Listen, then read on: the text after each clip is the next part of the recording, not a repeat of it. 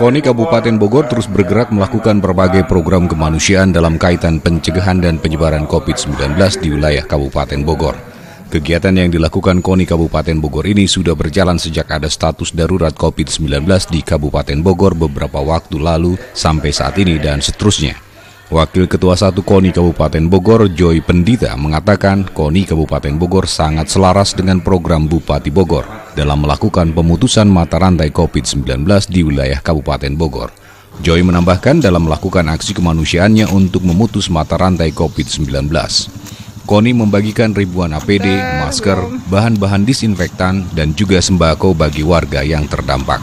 Beberapa desa yang sudah didatangi tim kemanusiaan dan sosial KONI Kabupaten Bogor diantaranya Desa Kemang, Desa Pabuaran, Parakan Jaya, Kecamatan Kemang yang didampingi oleh Ketua KOK Kemang.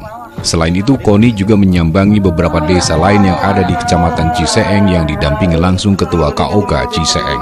Hari ini kita baru menyelesaikan kegiatan sosial yang dilakukan oleh KONI Kabupaten Bogor terkait penanganan dan penanggulangan penyebaran virus COVID-19 di wilayah Kabupaten Bogor berupa kegiatan pembagian sembako terhadap korban dampak dari virus corona, dampak dari